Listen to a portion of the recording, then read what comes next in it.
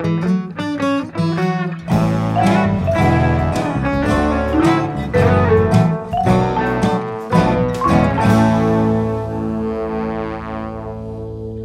wonderful listeners and book friends, to another episode of Keep It Fictional, your book podcast for book lovers by book lovers from the Port Moody Public Library. I'm Emma, your host today, and I'm joined by my book friends Sadie, Corrine, Virginia, and we have a special guest with us today. I'd love to welcome back Liz to the podcast. How you feeling, Liz? You excited to talk about poems today? Oh, absolutely. Thanks for having me, Emma. You're always fun to have on here. So it's April now, and here in Port Moody, the cold weather months are finally behind us. The cherry blossoms have bloomed, and despite getting a small taste of summer at the end of March, it's almost rain every day. So on those rainy days, maybe you're like us and you like to cozy up with a nice cup of tea or black coffee. I see you, Virginia, and enjoy a good book. And one of my personal favorite genres to read when it's moody and it's gloomy out is arguably one of the gloomiest of them all, poetry. So now poetry doesn't have to be gloomy. It can be happy and uplifting. It can be used in a verse novel or in an epic to tell an engaging story. And it can even be revolutionary. April is National Poetry Month in Canada and the United States. So this week we are celebrating some of our favorite, or maybe not so favorite, poets and poems. So first, I think I will start. And I want to start by just saying, because I was going to ask everyone if they liked poetry. I actually do enjoy poetry. I think I might be kind of one of the few people here today that actually enjoys reading poetry. It's a genre I wasn't really interested in until I was in university, where I took a lot of British literature and American literature as a part of my degree. And my favorite things that we read were typically poems, also because it was easier to get the reading done before class when we read poems. Um, but that aside, I also just really enjoyed the content and I enjoyed learning about different kind of periods of poetry.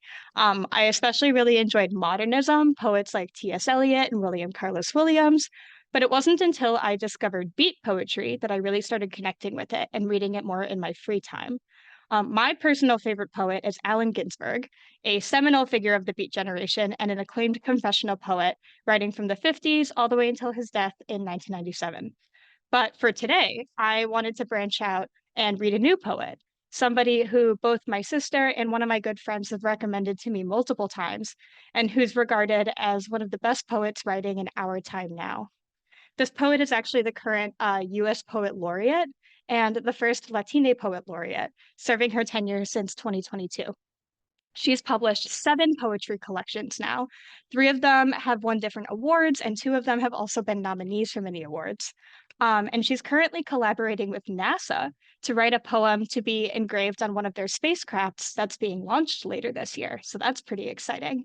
So the poet I have today to share is named Ada Limon, and I have 2 of her more recent collections. I have The Carrying, just published in 2018, and I also have The Hurting Kind, which was published in 2022, so after she became Poet Laureate.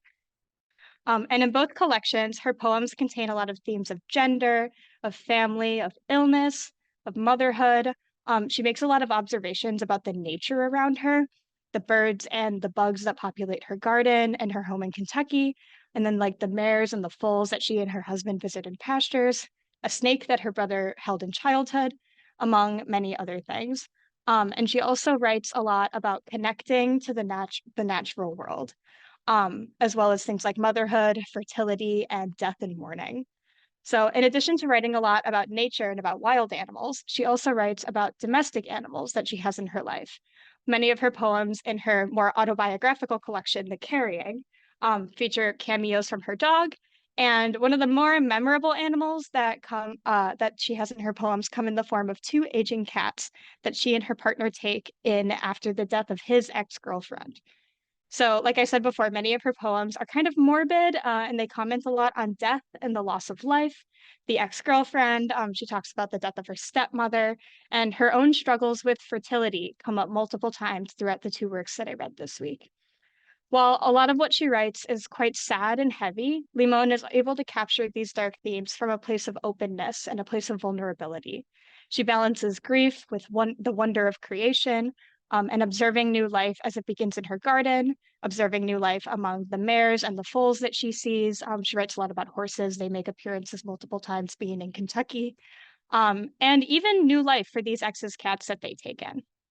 One of the things that I really loved about reading Limon this week is that her poetry is that so much of the poetry that I've read, especially for my English major in university, is really pedantic, really dry, and inaccessible to a lot of readers. I think it kind of puts people off from reading poetry. And I loved that not only was Limon's work thematically really relatable, but her confessional style and more conversational language are both intimate and accessible. She forms a closeness with her readers that I found to be really beautiful. One of the major and more personal and autobiographical themes, especially that comes up in The Carrying in this collection, is the theme of fertility. And in the poem, The Vulture and the Body, the speaker writes about the passing 5 dead animals that she sees on the highway on her drive to a fertility clinic. First, she sees a raccoon with all 4 of its paws up in the air, then a coyote, and then 3 dead deer all staggered but in a row with each other. She says something as she makes these observations that's akin to both a prayer and a curse. She says, "How dare we live on this earth?" Then, when she's at the doctor's clinic, he says that things are starting to get exciting for her. And she wants to ask him, "But what about all of these dead animals?" And then I'll actually read the next part of the poem as the speaker's driving home from the clinic. She says, "I watch as a vulture crosses over me, heading toward the carcasses I haven't properly mourned or even forgiven. What if, instead of carrying a child, I'm supposed to carry grief?" So the way that Limon speaks about mourning is extremely powerful. Mourning for dead animals that she observes, and also mourning for the child that she's struggling to conceive. And while this poem is quite dark and morbid, other poems of hers balance observations about death, either deaths of family members or friends and family or friends, and or deaths of animals that she observes in nature, with commentary on growth and rebirth and creation. So there's kind of this balance she finds between talking about the morbid death of it all and then also talking about new birth, new growth. She writes a lot about gardening in particular, the different plants that she grows around her Kentucky home and how they bring joy and comfort to her, and how for her, creating life can be fulfilling in a multitude of different ways. So, one of my personal favorite poems from this collection is one that's more about womanhood and about the presentation of gender, and how being loved by someone validates her even when she feels she isn't performing womanhood in the way that she should. I personally really related to this poem, and I feel like a lot of other people would as well. It's called Love Poem with Apologies for My Appearance, and I'll actually read it out loud because it's not too long. Um, so this one is, "Sometimes I think you get the worst of me. The much loved loose forest green sweatpants, the long braless days, hair knotted and uncivilized, a shadowed brow where the devilish thoughts do their hoofed dance on the brain. I'd like to say this means I love you. The stained white cotton t-shirt, the tears, pistachio shells, the mess of orange peels on my desk. But it's different than that. I move in this house with you, the way I move in my mind, unencumbered by beauty's cage. I do like I do in the tall grass, more animal me than anything else. I'm wrong. It is that I love you, but it's more that when you say it back, lights out, a cold wind through the curtains, for maybe the first time in my life, I believe it." So I wanted to share that one because it emphasizes that not all of her work is about death, not all of it is about grief. Many of her poems are really sad and honest as they speak to her own real experiences, but they're also very hopeful and vulnerable and tender. And I think readers who enjoy poetry, but also who just enjoy reading about honest and real life experiences, or who enjoy observational writing, or writing about nature, or writing about family and motherhood, would really enjoy Ada Limon's works. Also, if you're interested in reading more contemporary poetry, you should absolutely check her out because, as the current poet laureate of the United States, she's regarded as one of the most significant contemporary poets right now. And after reading these collections, I agree that her work is required reading for anyone who wants to read more poetry. So, if you're interested in reading works about nature and animals, about family and gender and womanhood, about death and rebirth, and if you like an observational writing style with a lyrical and musical tone, then I would recommend that you check out Ada Limon's poetry. So that is my little bit for today. And I think next we're going to transition over to Virginia. And I think I know the answer to this, but I got to ask Virginia if you do like to read poetry. Well, my experience with poetry is mostly with poetry of the olden days. The ones that you said you read in university that you didn't care for, those are actually probably more the ones that I'm more familiar with, reading all the 17, I guess 16th, 17th, 18th century English poet in my English lit class in university, John Donne, William Blake, and then of course also translating Horace and all of it from Latin into English. That's my poetry experience. So I've not really engaged with contemporary poetry. And last year, when we did this Poetry Month episode on our podcast, I did a novel in verse. And so this year, I told myself I need to go read some poetry. The conclusion that I drew is that I don't get it. And I'm okay with that. Totally okay with not being one of those cool kids like Emma who love poetry. I'm fine. I know I'm supposed to feel things. I know I'm supposed to marvel at that deliberate line break. I don't get it. It just doesn't do anything for me, and that is fine. So I apologize from one person who spoke so eloquently about poetry to this person who has no idea what she's talking about. Anyway, so my approach for this episode was to read poetry by authors that I already know and love. From the last batch of anticipated books that I read, two of the authors were actually poets turned novelists. And in those novels, I really appreciate their command of language, and it's very evident from their prose. So I thought, yeah, that might be a way for me to go to ease myself into this poetry thing. I also figured that would be extra incentive because now I can say that I have read even more books by those favorite authors of mine. So I ended up actually reading a few different poetry collection. I read Ocean Vuong's collection, Time is a Mother. I actually bought that one because I love his novels so much. I also read Content Warning Everything by Akwaeke Emezi, another one of my favorite author, the only person that maybe voluntarily read a memoir and now a poetry collection. But what I going to talk about today is actually a collection by Emily Austin because it allows me to talk about poetry without understanding how I'm supposed to talk about poetry. So that's why I have chosen that, and I'm just trying to find Emily Austin. Of course, is a Canadian author that I mentioned on this podcast on a number of occasions. She's the author of two of my favorite five-star novel, and Sadie knows it's not just 5 stars, but I won't bring that up again. It is Everyone in This Room Will Someday Be Dead that I talk about on this show, and also the novel that came out in January this year, Interesting Facts About Space. I love those two novels so much.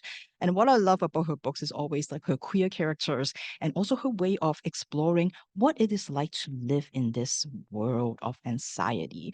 What it is like when you always feel like you're not enough for those people around you or for the world you lived in. So her poetry collection is called Gay Girl Prayers. And this came out last month, I guess 2 months ago in February.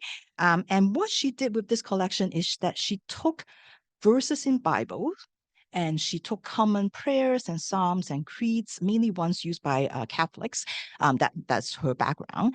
And she didn't just rewrite them, but she reinterpret them. She sometimes would take a concept or an image from that particular biblical verse and she expand them in order to reclaim these words for members of the LGBTQ community. Austin grew up Catholic, and so she talks about how not only is she very familiar with it, growing up, but also she chose to do religious studies in university. So of course she recognized the homophobia that is in the Bible. She recognized what the Bible considers to be the role or the value of women. But the more she dives into it in university, she realizes that, this is a book and these teachings of the church, they're aimed at a certain audience, and they made this audience feel so good about themselves and so powerful. It makes them feel the right to dominate, the right to rule, the right to consider themselves to be above all else. And it really is a set of words that have been repeated century after century in order to affirm that group's power and their privilege. And so with her poetry collection, she wants to give that same power and that same privilege to women and to members of the LGBTQ community. And so, you have your Bible, and here we have ours. And she takes those words and she transforms those words and concepts that have hurt people, for so long into words that empower them, into words that uplift them, into words that celebrate them. And as she called celebrate the strange woman among everybody else. And so sometimes she will take one of the verse and she will change it up. Like, so for example, the Lord's Prayer will, turns into, hey mama, who are in a lesbian bar, hello be thy yearning, thy drag kingdom come, thy strap undone, and so on and so on. Or she'll take the prayer that you usually say before communion, when the priest is holding up, like, Jesus' body supposedly, and say, take this and eat it, this is my body. And so she'll turn it into, don't take this, any of you, and eat it, this is her body. And she'll kind of talk about that women's rights. Or there's even one about the library, talking about safe space for people. And she said, families are focused on and children are safe when drag kings and queens read picture books about gay penguins wrapping their wings around an egg with the pinions and plumage of love. So I think why these poems work, and I'm sure like some people will find these super sacrilegious, but I think what it works is that they're not done in a irreverent way. As the dedication of the book, the poetry collection is for anyone thought that they were going to hell. And this is what it is trying to realize that words have power, and words, especially these words that have been recited over and over again, they have caused so much harm. And so she wants to take this and sort of celebrate pride. I grew up with Catholic school, and so like I, kind of heard these words all my life. Also, I'm not as well versed in, as Emily Austin is probably in the Bible. So a lot of them I have to look up and just see where she was referencing from, what is the original verse is saying, to kind of get her sense of what she's doing with these poems. And I find that really, really interesting way. And I can tell that she's not doing it, she's doing it trying to really, like, her intention is to make sure that there is something just as powerful for the LGBTQ community. And I think that really, really shows through. And I think that's why the collection works. Interestingly enough, the Amaze's collection also focused on religion and spirituality, and many of the poems sort of took the story of Mary and Jesus, Auntie-Mary, as Amaze calls her, and talk about like their relationship with, like their own family kind of thing. So it's really interesting to see just happen to be to both collections kind of touch us on that. So yeah, that's kind of all I've got for this episode. And next year, Emma, if we were to do this again, you have to remind me of two names, Chuya Nakahara and Dobo Kunikida. Those are the poets you're going to have to tell me that I should be reading, or just give up and go read a novel in verse. I will absolutely remember Chuya. For those of you that don't know, Chuya Nakahara and Kunikida are characters in a manga and anime that both me and Virginia really enjoy. All the characters are named after authors and poets. It's really great. It's called Bungo Stray Dogs. Everyone should read it. And Chuya is my favorite. So like, absolutely, that's who we'll read next year. We'll do a whole Chuya episode. Thank you so much for that. Gay Girl Pervs is a book I haven't read yet. I haven't read any Emily Austin yet, but it's been on my radar for a while. And it absolutely seems like something I would enjoy as a queer woman, as someone who went to church as a kid, but definitely did not really connect with it. And just like as someone who enjoys poetry. And Virginia, I know you said that you don't like poetry and you wouldn't be eloquent, but I fully disagree. I think you were very eloquent as you described it. And you definitely sold the book to me. So hopefully you sold it to some of our listeners as well. Perfect. I think next we will jump over to Sadie, and Sadie has the only verse novel amongst all of our selections. So let's hear about that. Oh, but first I want to ask Sadie if you do enjoy poetry, if that's your thing. No, it's not. I think that in my experience, most of the poetry that I have engaged with is more of the epic poems, like the Odyssey, the Iliad, that kind of thing, from my theater degree. Definitely plays often have a lot of poetry in them, so I've engaged with it in ancient Greek theater, things like that. And I think that that's the work I enjoy because it has a plot. I need things with a plot. I struggle when things don't have a plot. And so I need some sort of through line. And so I think that might be one of the reasons why I don't usually engage with poetry all that much. But I have found that I do enjoy novels in verse. I don't usually seek them out. So I didn't have a huge kind of back catalog to draw from for this topic. But we have done these episodes before. And so I have had the opportunity, much like Virginia last year, I read another novel in verse. I didn't actually end up being on the episode last year.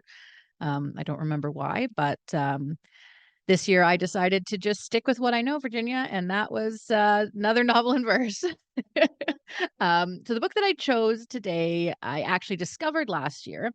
I found this author's first novel in verse that I read, and she writes historical fiction, usually centering around World War II, which is a time in history that I am very interested in. I really enjoy reading kind of stories from the war. So I read her first novel, White Rose, last year, and it was really good, but oh boy, was it sad and so very depressing. And I don't always enjoy that kind of novel as either. But it made sense because it was based on a true story. And so you couldn't give the characters happy endings because they didn't get one in real life. And so it was a very accurate portrayal of these characters' lives. So for this year, I decided that I would try her second novel. It's also set kind of around World War II. This one is pre-World War II. And the cover had more of a cabaret vibe to it than the first one. So I hoped that maybe it would bring me more into the world of smoky, sultry underground clubs and not as much into the cold, hard jail cells and executions. So the book that I chose is The Most Dazzling Girl in Berlin by Kip Wilson. So it is February 1932 in Berlin, Germany. Hilda has just turned 18, and so she is finally leaving the orphanage that she has lived in for the last 8 years, ever since her mother died of influenza. She has nowhere to go, hardly any money, no prospect of a job or a place to live or anything really. However, Hilda is walking away from that orphanage with her head held high and without looking back.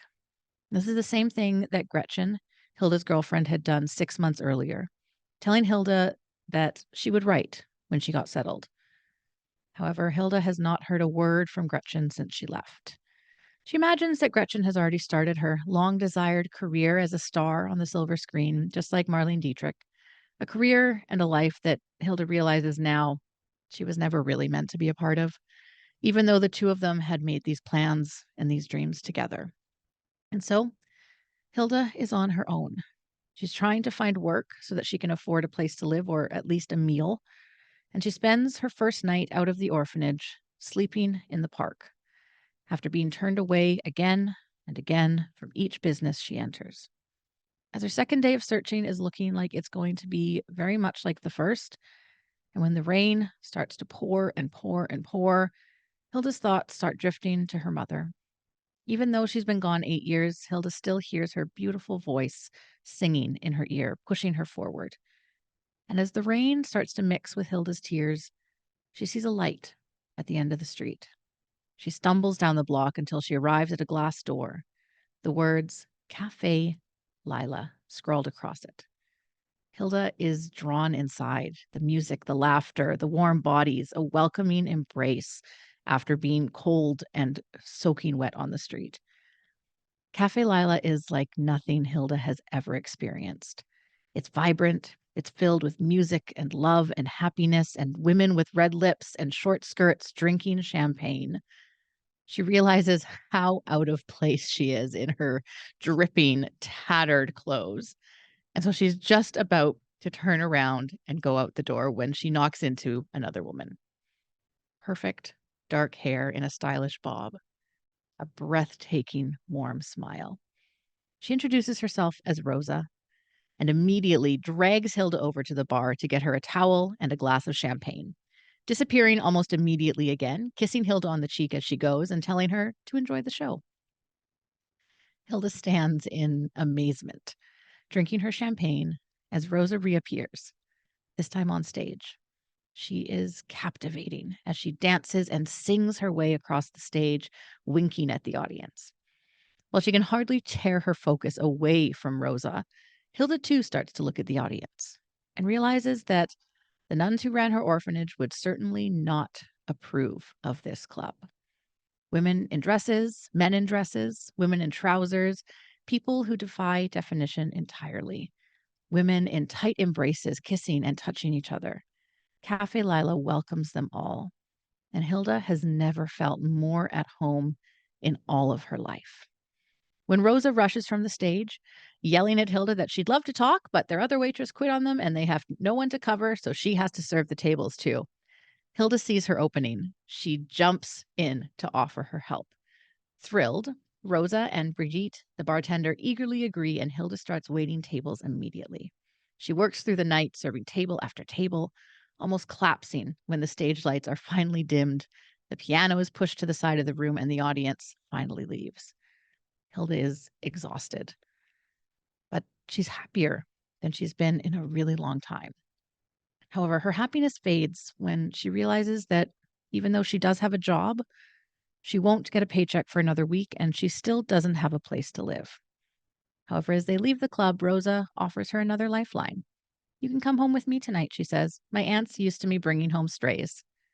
And just like that, Hilda has found not just a job, but a home and a family. Over the next week, Hilda becomes more at home at Cafe Lila. On her second night, she's introduced to Uta, the pianist and Brigitte's partner, and eventually she meets Emil, the owner of the cafe, and his boyfriend Eric. She finds her groove serving tables, getting to know the regulars, and each night she is surprised when Rosa links arms with her and they walk home together. The question of whether Hilda will be staying with Rosa and her Tante Esther for another night never really needs to be brought up. Friday finally arrives, and while her paycheck is in the forefront of her mind, Hilda is surprised when, before they leave for work, Rosa asks if Hilda would like to join her and her aunt for Shabbat. Being raised Christian, Hilda is not familiar with the celebration, but she immediately says yes, she would love to. They light candles, say a blessing, and share small cups of wine and soft challah. It is beautiful and peaceful, and Hilda has never felt more at home in her life.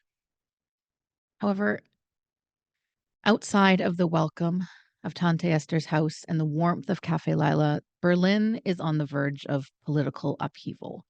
There's an election, and as Hitler's Nazis start to get more followers, the city begins to feel less and less safe for Hilda and her new family. Everywhere Hilda and Rosa go, the streets are being patrolled by the brown shirts of Hitler's soldiers. The rallies in support of the Nazi Party are happening more frequently and with more and more people in attendance. But Hitler hasn't won yet. The election is still to come, and there's still hope. So Hilda does her best to avoid the brown shirts when she sees them, to enjoy her nights at the club and her days spent by Rosa's side, as the two women get to know each other better as friends and, as Hilda hopes, maybe as something more. However, the Nazi Party grows stronger. There's more focus being put onto clubs like Cafe Lila, clubs that the Nazis deem immoral, places that must be eradicated, along with those that inhabit them. When Cafe Lila itself becomes the direct focus of this negative and dangerous attention, Hilda and Rosa must figure out if it is safe for them to stay in Berlin, or if they, like so many others, will be forced to leave the only home that they've ever known. This book is, in a way, terrifyingly timely. It portrays a time in Berlin that was both very open and welcoming, when the queer community had huge freedoms to express themselves however they chose. There were clubs and venues all over Berlin where people could go and celebrate just being them. But it was also a time of political unrest. There was lots of unemployment and financial insecurities. And as Hitler came into power, the freedoms that queer people and Jewish people and any person who didn't fit into the mold had were taken away. It became an exceedingly terrifying and dangerous time. I think that we can see a lot of parallels between this time and our own time. I think that we're in a time where the LGBTQ community is gaining support and visibility and freedom to be out and in the open and be themselves. And at the same time, we're seeing such horrible acts of violence and hatred against this community and against other communities as well. And I know I'm not the first to wonder and to worry where that means our world is heading. That being said, I think that Kip Wilson did provide a hopeful story in The Most Dazzling Girl in Berlin. She focuses quite strongly on the connection and on the love between Hilda and Rosa and their found family. And I think that that kind of lifted up those dark moments a little bit. I really enjoyed the story and the characters. It was an interesting time period to read about. I've read a lot of World War II, but I haven't read a lot of pre-World War II set in Germany, kind of looking at the rise of Hitler and kind of how that happened and how kind of the progression of it. It's not a long book, which made shorter by the writing style, but I think that Kip Wilson did a really good job of kind of giving Hilda a journey that she goes on. She grows and she changes and she develops as she starts to kind of find herself more and take her place in the world. I really appreciated that Hilda's queerness was never a question. It was always a given in her life and not something that she ever struggled with. Even finding her community was not something that was difficult for her to do. It was there and it welcomed her with open arms right from the beginning. I think that the novel and verse format worked really well for this book. It's written in a free form kind of style, and since a lot of the book takes place in a club where there's music and singing and dancing, I think that this style just kind of mirrored that focus in all the right ways. And it made the text read very much like lyrics of a song, which many of are included in the book as well. As I said at the beginning, I definitely don't gravitate towards novels in verse, but they really are enjoyable to read. You get a really big sense of accomplishment when you're able to finish the book in a very short amount of time. And I think that the authors who excel at this writing style are really able to use the words and the style to move the story along and make it seem like you are reading a full kind of paragraph novel. I would say that if you are a person who is interested in World War II history or in pre-World War II history, if you're interested in queer history, or even if you enjoyed cabaret or some sort of cabaret style stories, then I would definitely recommend The Most Dazzling Girl in Berlin by Kip Wilson. Thank you so much, Sadie. Thank you for bringing some verse novel representation to the pod today. It kind of reminds me of Last Night at the Telegraph Club, a like historical fiction about like being in a queer club and being able to be free in a queer club, but then the kind of the repercussions of having that freedom and having that freedom taken away. And I loved that book, and I love like queer historical fiction. So it definitely sounds like something I would enjoy. Beautiful. I think it's time for our existential question today. And I know not everyone here might have an answer to this one. But the question for us today is, who is your favorite poet and why? Or you could also say, what is your favorite type of poetry? And I know I mentioned earlier as I was speaking that my favorite poet's Allen Ginsberg. I love that he is just so like, I love that he's a little bit abrasive, that he's like not afraid to rock boats. He's not afraid to like push boundaries. I found a lot of what he wrote about to be quite revolutionary, speaking as a gay man in the 1950s. And I like that he's not afraid to be vulgar. He's not afraid to be messy. And I really connected with his stuff when I read it back in undergrad. So my personal favorite poem by him is Howl, one of his most famous poems. But I'm a big fan of Allen Ginsberg, and I'd love to hear who some of my book friends enjoy to read. Can't wait to hear what Virginia says. Um, I really love a middle grade novel in verse. I think that they're really hard to pull off well, so that they're engaging enough for kids and then also work on another level. So I'm going to give a shout out to Kwame Alexander, who I think writes wonderful novels in verse for middle grade, as well as Jacqueline Woodson, who does books for children, books for teens, and she did some books for adults, and she is absolutely lovely. So yeah, those are my favorites. Those two are personal favorites of mine to have in my classroom when I was a teacher. I would always give kids that didn't like reading The Crossover by Kwame Alexander. So great choices, Corinne. Sorry, I don't really feel like I have anything concrete to contribute. I don't have a favorite author, poet rather. Yeah, we'll find out why later. In terms of what type of poetry, again, I don't feel like I'm that well versed, no pun intended, in all the different kinds of poetry out there. I've read, like it seems like like the others on the panel, I've read things that have been in the school system, that have been prescribed, in English literature classes. But I don't feel like I can really say I have a favorite that's stood out. I'm sorry, Emma. That's okay. Is there like a lyricist that you like? Not to put you on the spot, but No. respectable. Sadie and Virginia, do you guys have any thoughts? I'm gonna cop out and say Lin-Manuel Miranda. Well, I feel like Sadie said, yeah, if I were gonna do poetry, it has to be poetry with a plot. So I would say like it's also more I'm more familiar with. So like epic poems probably would be my choice, just or like ballads, just because it has a plot. And I think that's why when you talk about lyricists, I was sort of thinking too, like I think that's why I'm always a Blur person instead of Oasis person, because Blur songs have a lot of stories in it, and I love the stories that are being told. And I think that's why I'm attracted to that. So anyway. Wonderful. Thank you guys for humoring me. Sorry, I had a question that not a lot of people had answers to, but alas, apparently there is one, maybe two poetry fans in the group today. All right, I think next it's Kareen's turn. What do you have for us today, Kareen? And do you like poetry besides just middle grade verse novels? There's nothing wrong with a middle grade verse novel. I do love novels in verse, and I think there should be more of them for adults. That's kind of like my hill that I strongly believe in. I think that they can be so impactful and so wonderful, and they should not just be kind of relegated to like children's literature or YA literature. That's my stump speech. As for favorite, I like poetry, except I don't usually go out of my way to read it. Sometimes it just lands in my lap, and I'm like, oh, wasn't that fun? And then I never think about doing any more poetry until the next one just kind of lands in my lap, or I'm forced to read it for this podcast. But I don't mind it. I think that a poem can be very powerful in a way that prose can't.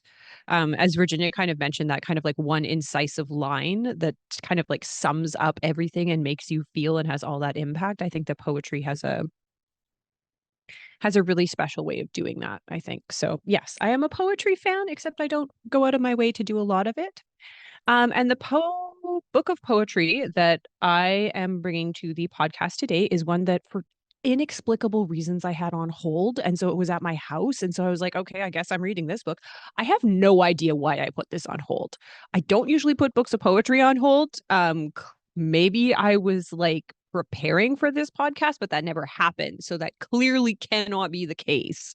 But there it was at my house. And so I was very pleased that I didn't have to go running around the library searching for a book of poetry. But thankfully, they're all in the same section. If you too are conscripted into doing a podcast about poetry for work related reasons. Anyways, one of the Goodreads review for this book of poetry by Alex Jimenez says Taylor Swift needs to sit down because Diana Koi Nguyen is the real chairman of the tortured poet department. I don't know how you feel about that, Emma. I mean, the Tortured Poets Department is her new album that's coming out in April, so I have no thoughts on it yet. Perfect. I thought it was a very nice review. Because that's what this is. So Diana Koi Nguyen's follow-up to her 2018 National Book Award nominee Ghost of is Root Fractures. She is a multimedia artist. She does videos and photos and poetry. And this collection kind of continues the theme of familial relations, but kind of thinking about the idea or kind of theme of that root that stretches down into the ground. The roots that stretch into the ground, kind of mimicking her mother's experience after the fall of Saigon, where her and her mother and her sisters were forced to live underground until they could be evacuated to America. It's also the idea or image of kind of taking new roots. So when her father left war-torn Vietnam and kind of made new roots in California, She is the daughter of Vietnamese refugees who landed in America, and really talks about the impact that that had on her extended family. So again, that idea that those roots are not just the immediate family, but going back and back and back into generations. It talks about her parents, her grandparents, her siblings, the grief that they have all carried throughout generations, and the grief that ultimately took her brother's life. It kind of has a cycle of poems that she explores in different ways and different themes. She has them titled all the same and then explores them again throughout the book. Misinformation, tug, domoy, revisiting the themes over and over again in different ways. She is also a teacher. And when asked about why she likes to teach about poetry, she kind of corrected the person and says that she teaches poetics. When I say poetics, I'm referring to the practice of making poetry, which is not necessarily a poem on the page, she said. Poetics is the consideration of attention, listening, noticing, and perceiving the world. It asks, what's going on in your mind and your body? What decisions will you make as you create? And she has noticed her family, and again that fracturing of the roots, both familial within her own unit, historical within the context of her family's experience, the cultural disconnect that she feels as a Vietnamese American versus people who she considers as kind of real Vietnamese, the fractures between intimate relationships when they don't understand or can't connect.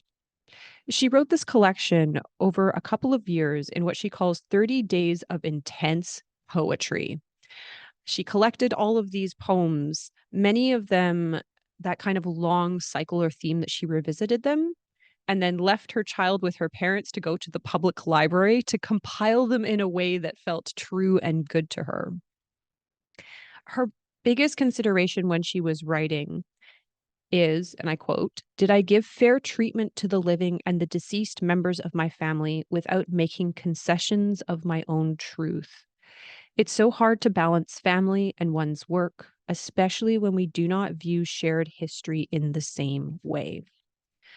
Her poems are very autobiographical, talking about her family experience, talking about the struggles, talking about those fractures. Um, she has like a wonderfully succinct and incisive way. One of her poems is, "In my country, my mother says a child shows love by listening to her parents without questions. But what if the parents are wrong?" Again, she's so incisive and so clever with her words, that sometimes you just kind of have to sit back. I will be totally honest that I did not always understand what was being said by the poems, but I could appreciate them on an emotional level nonetheless. Um, she again comes back to just like this idea of her family and who she is and where she is, and this wonderful metaphor of the roots. I think I'm definitely going to check out her earlier collection because within the poem itself, she really plays with convention. She's definitely someone who appreciates E. E. Cummings, so kind of playing with format. A lot of the poems are concrete poems. So talking about like a poem that should be a block of text, but there's a big hole in the middle missing of blank space. In her previous collection and this one as well, there's a lot of family photos. And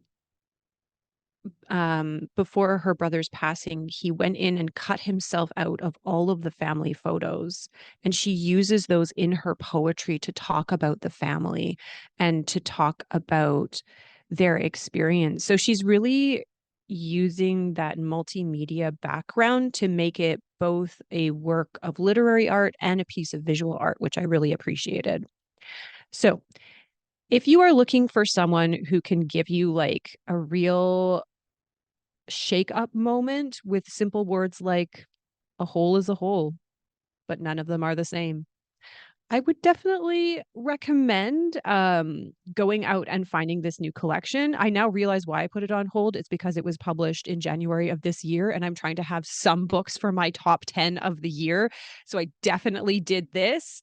But also would recommend, and I'm definitely going to check out her previous collection as well. And if you're looking for like a poet to follow, you should definitely check out Diana Koi Nguyen's Root Fracture. Thank you so much, Kareen. That was lovely. I think now we're transitioning over to our special guest. So, Liz, what poems do you have for us today? And do you like poetry? I'm gonna go to my fallback response, which is it depends. It depends on how I'm feeling. It depends on the poet. It depends on the content. So it depends. So I need to be in the mood for poetry. And it's not something that I normally seek out, but I am receptive to it. That being said, I will also close a book of poetry and never look at it again faster than I would, say, a novel. So I have less tolerance for poetry that I don't connect with. How about that? Yeah, because there's a lot of poetry out there, just as there's a lot of novels out there. So I decided to join everybody on the poetry episode today. Contrary to what I just said, because there was a book of poetry that I recently read that I really enjoyed, I really connected with, and it's something that I wanted to share with others in the hopes that more people will pick this up and maybe also get something out of it. I first heard about this book through the BC bestseller list. It has been on that list for weeks and weeks and weeks and weeks. And the background of the author really caught my attention. Now, the poet is Jess Housty, and they are Indigenous and of mixed settler heritage. They hail from the Hiltsuk Nation of Bella Bella in British Columbia, and they do have family ties there. So that was one thing that piqued my interest. The other thing that really piqued my interest was the cover. I mean, for those of you who are looking at the podcast, I apologize for the washed out nature of the lighting. To describe it to you, it is this soothing teal cover, and there is a skeleton, a headless skeleton, and through this skeleton are these wildflowers and foliage bursting through the rib cage, green and pink and purple, and absolutely beautiful. And I thought, okay, this is catching my interest. It might be a little bit morbid, it might be educational. Let's see what Crushed Wild Mint by Jess Housty is all about. Now, I feel that the poems maybe reflect Housty's background. They are a mother, an herbalist, an activist, a community advocate. And in a CBC radio interview, they said that place was really essential to the poetry and also to their identity as a Hiltsuk person. They also view poetry as an invitation to deep authenticity, and they hope that it sparks a connection, vulnerability, and inspires other people, which in this case, I felt that really did that for me. Now, this collection, Crushed Wild Mint, is a selection of poems about nature, about love, and about the everyday, the small things, as well as the big things. There's poems about her late grandmother, and there's also poems about grief. Now, the reverence that she feels for the land and its inhabitants, both animals and people, is really evident in this work throughout all of her poems. There's this connection between land and body that she really expresses in her words about how we are all of the earth, about how we are all nourished by the earth, and about how we all return back to the earth eventually and continue to live on in that way.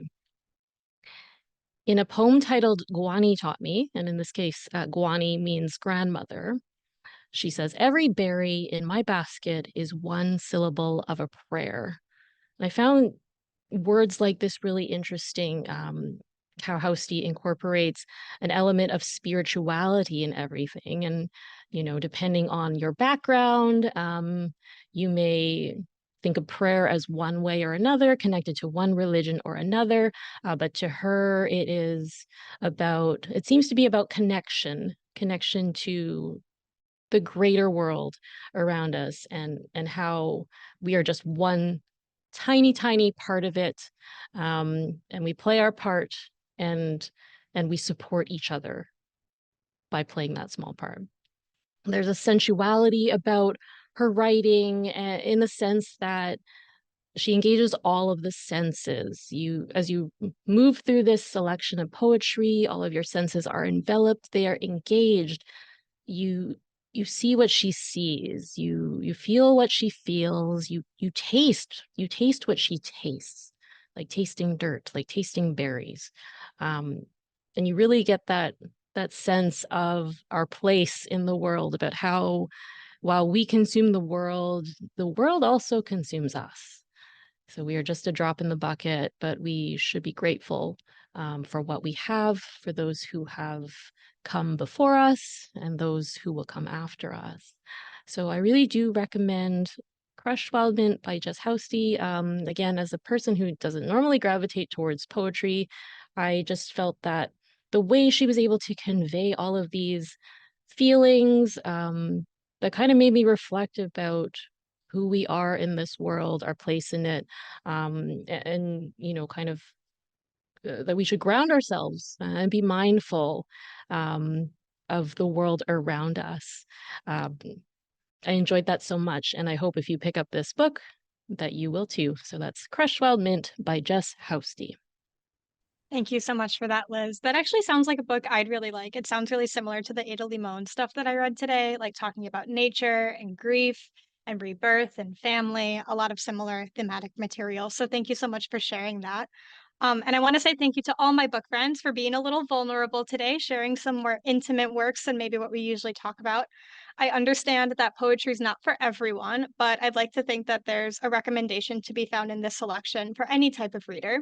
So if you're interested, celebrate National Poetry Month with us by checking out one of these wonderful poets or poetry collections, or a completely different poet if that's more your jam.